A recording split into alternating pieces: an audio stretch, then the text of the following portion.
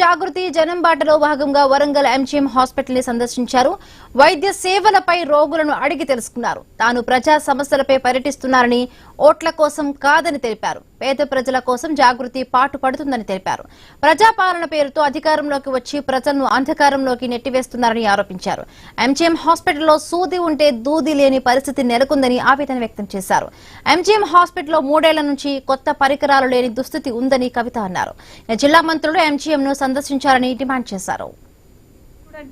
3 సంవత్సరాల నుంచి ఇదే ఎంజీఎం లో ఈ జిల్లాలో మరి 2-3 మంత్రులు ఉన్నట్టున్నారు. అందరినీ కూడా దయచేసి నేను రిక్వెస్ట్ చేస్తా ఉన్నా. 3 సంవత్సరాల నుంచి ఇదే ఎంజీఎం లో ల్యాబ్ టెస్ట్లు చేద్దామంటే కనీసం ఆడ రియేజెంట్లని చిన్న కెమికల్ ఉంటది, అది కూడా లేకుంటే టెస్ట్ల కోసం బయటికి పోతున్నటువంటి పరిస్థితి ఉన్నది.